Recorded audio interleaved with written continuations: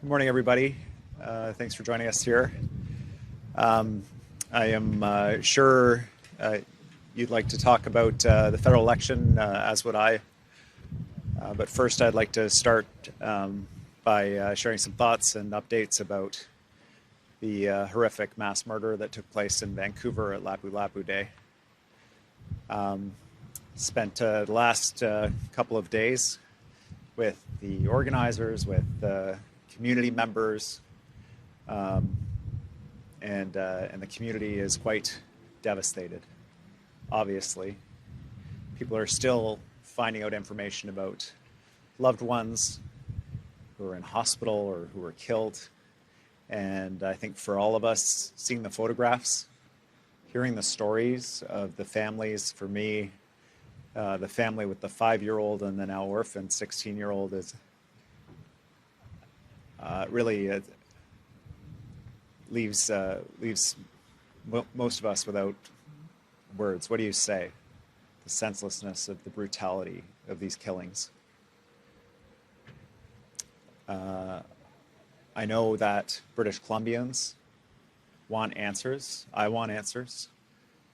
And I support the efforts of the police in finding those answers for British Columbians. The provincial government, I am committed, provincial government's committed, my colleagues are committed to getting all of the answers for British Columbians about how this could possibly have happened, who this individual was, what happened in the time leading up to his horrific attack, and how we can move forward. If the criminal investigation and trial is unable to provide British Columbians with the answers that we need, then the provincial government will call a public inquiry and ensure that we get all of the answers that we're looking for. We'd call one right now, but for the fact that it could interfere with the criminal investigation and criminal trial, and the number one priority is ensuring justice for the Filipino community, ensuring that this man is held and tried and convicted for these murders. In the interim, I know that there are also a group of people looking for answers and advice and information. Anyone that's thinking about hosting a public event over the summer, bringing British Columbians together to celebrate, what do we need to do? How do we plan for this? What if this happens to us? And we can't wait to get those answers. So we will hold an independent commission. It will be a quick turnaround, gathering information on best practices from other jurisdictions, understanding from police in Vancouver, across the province and internationally, how best to practically secure events to minimize risk to the public so that people can feel safe and comfortable attending and celebrating with their communities this summer in British Columbia. My hope is that the Commission will have full answers for organizers, for cities big and small across the province by June, so that organizers can go ahead and plan and be prepared and do what they can to minimize risk to the public and allow us to gather and celebrate as we need to, as is so important for British Columbians. I'll just wrap up these remarks by directly addressing those who are in hospital, those who have lost loved ones. We stand with you. In the legislature today, we will be standing united of all parties, reflecting on the horror of this moment, the challenge and the tribulations that you're going through, and our shared commitment to stand with you in your moments of suffering, to stand with the whole Filipino community. The Filipino community in this province has given us so much, has cared for so many people, and it's our turn to care for you, and that's what we'll do. On to the federal election. I'd like to offer my congratulations to Prime Minister Carney on his successful campaign, on his election, both in his local constituency, but also as Prime Minister of Canada. I look forward to working with him on the priorities that I think all Canadians have right now, which is ensuring that we are standing up strong to the threat presented by Donald Trump to our sovereignty, to our economy, to our jobs, that we work together, all provinces and territories, to ensure our country can stand on our own 2 feet, that we're growing our economy, that we're diversifying our markets, and we're standing arm in arm with countries around the world who share our values. British Columbia is a core part of this Canadian strategy to respond to the president's threats to our country. We will be central to the growth of the country's economy in the years to come because of our ports, because of our resources, because of our people. And I look forward to working with the Prime Minister on those shared goals. I'd like to thank Jagmeet Singh for his time as leader of the federal NDP. He worked hard for people. He delivered dental care and pharma care, which make a real difference in the lives of people. If you can't afford medicine, if you can't get your teeth fixed, it makes it really challenging to have any kind of a quality of life. And Jagmeet and his federal colleagues delivered that for Canadians and made a real difference for them. And I want to thank him for his service for all Canadians. With that, I'm happy to take your questions. Thank you so much for everyone joining today. For callers on the line, please press *1 to enter the queue. We will start with questions on the ground. We have Richard Sussman, Global News. Specifically on working with Prime Minister Carney on the sovereignty issue, what does that mean for British Columbia in terms of what you want to see from him? And now that the job is open as NDP leader, do you have any interest in the federal job? I'll take the second one first. No, I don't have any interest in that job. I do hope that someone steps up to run for the federal party that has a commitment to bringing Canadians together, a commitment to rebuilding the party, and ensuring that the federal NDP can play an important role in the future of Canada. In terms of the Prime Minister, my call to him remains the same as it was before we knew who the Prime Minister would be. Didn't matter who was elected. Now is the time for Canadians to come together to ensure we're working together to do a couple of things. One is to get rid of the internal trade barriers. The Prime Minister should call us together, all the premiers. We'll sit at the table, ensure that we're trading across the country, that we're delivering services across the country as one country. It should be as easy for us to do business with Ontarians as it currently is to do business with people in Washington State. And so that's a critical priority. Another key piece is obviously supporting those industries that are already affected by this international trade war that the president has kicked off. In BC, it's the softwood lumber industry. In Ontario, it's the auto parts sector. Ensuring that workers are protected, that families are protected, and that we're working, hopefully, to sit down with the American administration to end this trade war as quickly as possible for the sake of people on both sides of the border. And finally, I would just underline how critically important British Columbia is to the vision of the diversification of markets and the future of our economy in Canada, whether it's energy, critical minerals, access to markets. We are the center of the future of the economy for Canada. We want to play that role. We're ready to play that role, and we're ready to partner with the government in realizing that in partnership with the provinces and territories right across this country. Follow-up from Richard. You mentioned British Columbians are looking for answers in terms of how what happened at the Lapu Lapu Festival happened.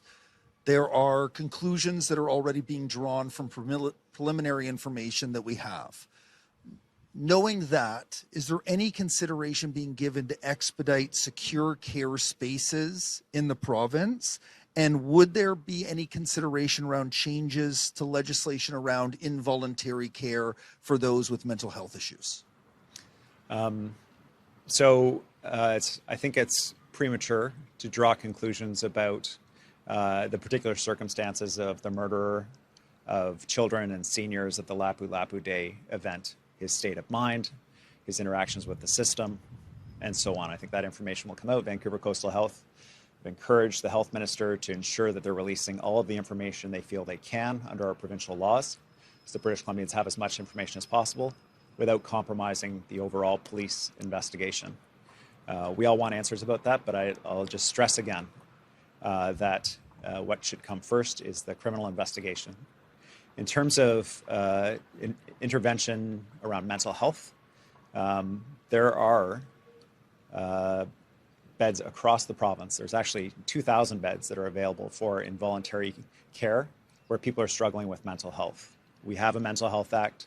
It allows us to involuntarily detain people. It allows compelled treatment.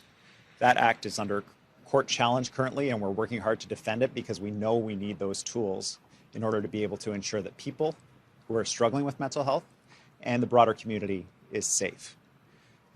Those tools exist. Doctors use them.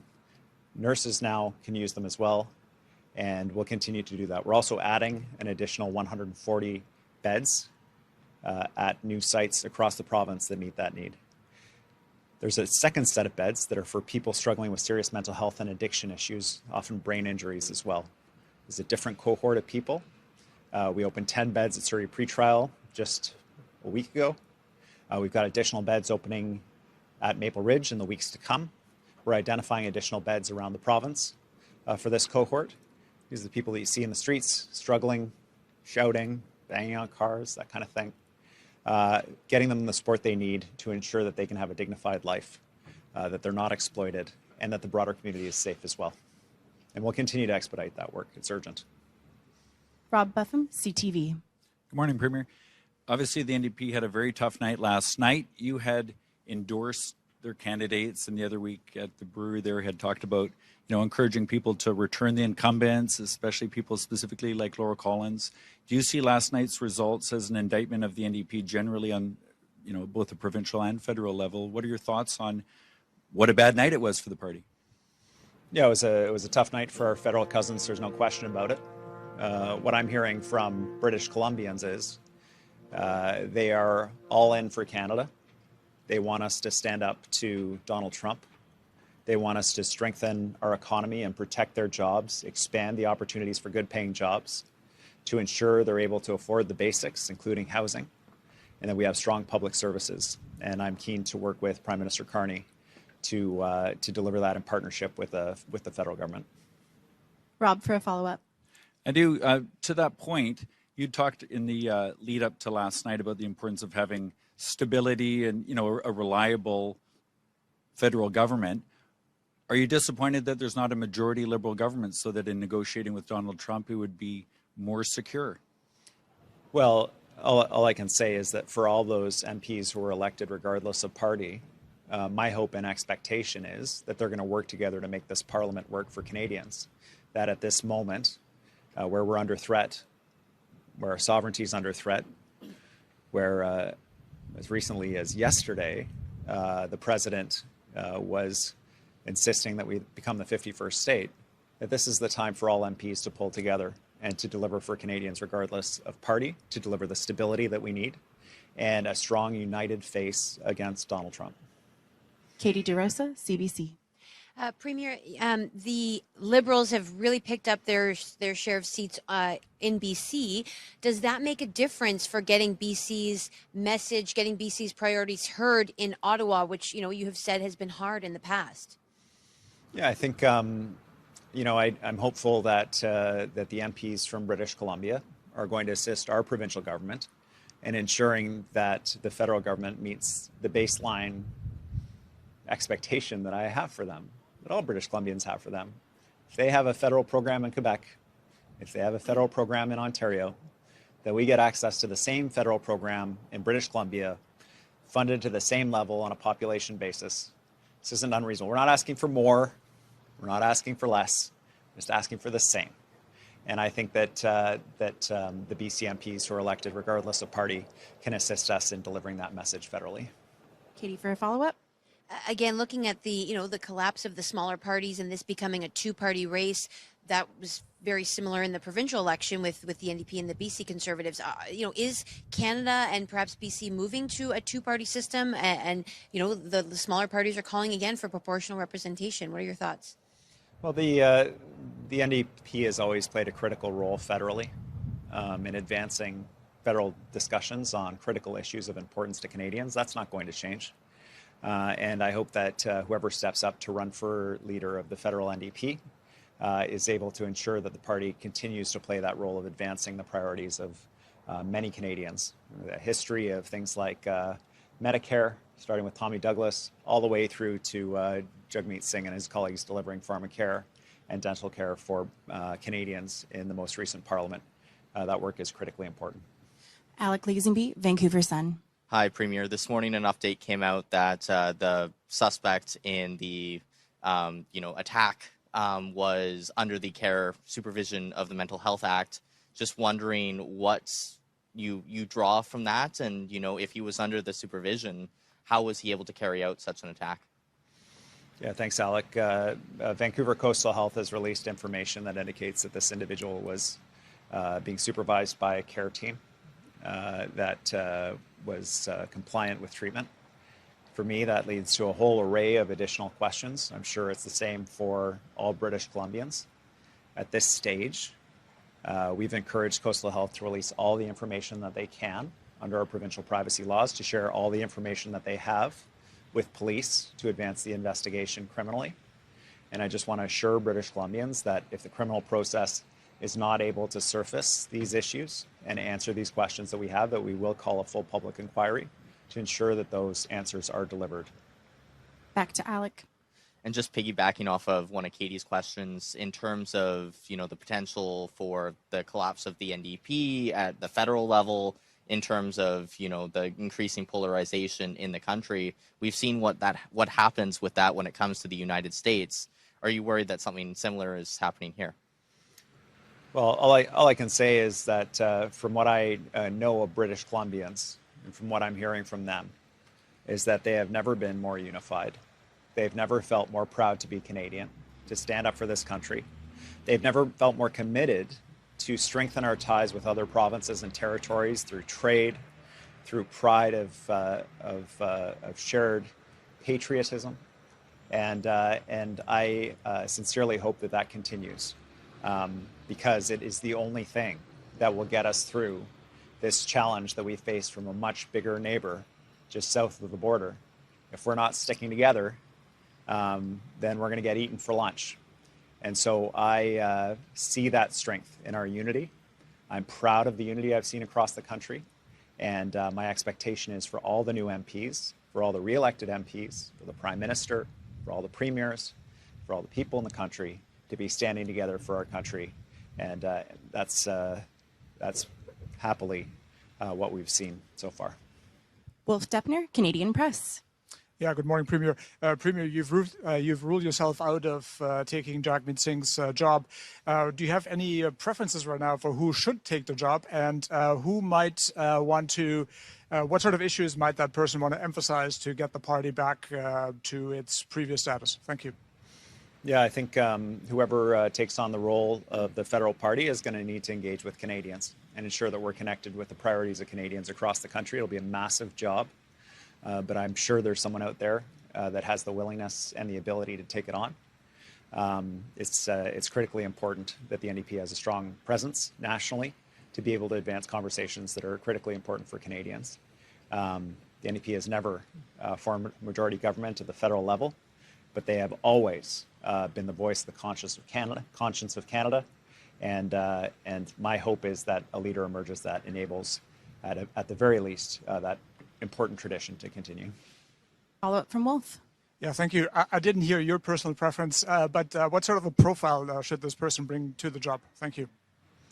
I think that it's going to be a challenging job for the next leader of the NDP, and the work is going to have to start at the grassroots across Canada. And I wish that person the best of luck, but they're going to have a commitment to listening and being humble and being willing to examine assumptions in order to ensure that the party meets the needs of Canadians. And I'll certainly be happy to support that person in doing that critically important work. Les Lean, Times Colonist. Well, thanks. Premier, the NDP specifically in BC last night got hammered even worse than everywhere else, 13 down to 3 seats. The leader with a BC seat lost his job, and you lost 9 seats last fall and won by a whisker. I was just wondering what's going on with your party specifically in BC? Well, I'm certainly understanding of the fact that we received a message from voters last election to be laser focused on their priorities and to deliver in ways that they can experience in community on what they are concerned about. And I'm pleased to say that we're making traction on those issues. Rents have gone down for the last 8 months in the province of BC. We have hundreds of thousands more British Columbians connected to family doctors. We've opened our first secure beds within a prison to support people struggling with serious mental health, addiction, and brain injury issues, which will assist us with safety in communities and on the streets. The first of many more to come. We're going to continue that work. And I think the only way that we'll be returned to government is if we're able to demonstrate continued focus on the priorities of British Columbians, which include growing our economy and ensuring strong jobs despite the threat and the tariff war started by the President of the United States. Follow up from Les. And the indications are at the end of the day on the Lapu-Lapu atrocity, not criminally responsible looks like a very conceivable verdict at the end of the day. What would trigger a decision on whether the criminal justice system has arrived at enough conclusions to satisfy you? What would trigger your move to call an inquiry after the whole criminal process is over to God knows when, 2 years from now? Well, I think British Columbians want answers about the contacts this individual had with the mental health system, what services were delivered, what decisions were made in relation to how he presented information that was given to them, on and on. There are many questions. The criminal justice process is not dedicated to those questions. I think it more likely than not that we'll be going to a full public inquiry. I would like to do it today, but we are restricted in doing that because there is a significant risk of compromising the criminal investigation and prosecution. I think this individual is a mass murderer. I think he should be prosecuted to the full extent of the law. There are lots of people who struggle with mental health issues in our province. This man made the decision to run down children and seniors at a celebration in the community. I'll leave the ultimate decision to the courts, but that's my opinion. And I am committed to ensuring that British Columbians get the answers that they need and that we have a mental health system in the province that keeps people safe who are struggling, but also the broader community safe as well. Andrew McLeod, the Tyee. Yeah, hi, Premier.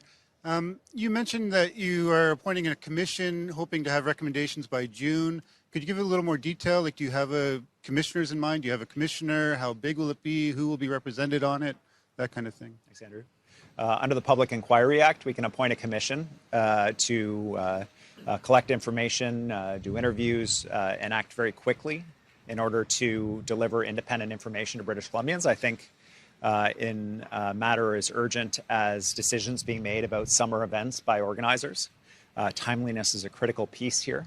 I do have a commissioner in mind. We're engaging with that person. I hope to be able to share a name with you shortly so that the commissioner can get to work right away. The goal here is to collect best practice information, to put it into a form that cities both big and small in the province can understand and be able to be used by organizers and municipalities alike, districts, in ensuring safety at community events through the summer. We're going to take the last question and follow up from the phone line. We have Justine Hunter, Globe and Mail. Hi, thank you so much. Adam Lowe, as somebody mentioned, was under supervision. Second time he'd been forced to spend time in hospital. He'd also had police interactions just days before the attack, and I'm wondering your thoughts on how the Mental Health Act performed in this case. Well, I won't speculate, Justine. Vancouver Coastal Health has released some information that they feel they can release under our privacy laws and without compromising the police investigation. This is exactly the question that British Columbians have, that I have, and that needs to be examined. If this information isn't surfaced during the criminal process, then we will move to a public inquiry to ensure British Columbians get the answers that they need. Justine, for a last follow-up. Yeah, I'm just wondering if, sorry, I just lost my train of thought here because I had some emails coming in. That's it. Thank you. Okay. Thanks so much for joining, everyone, and have a great day. Okay. Thanks, everybody.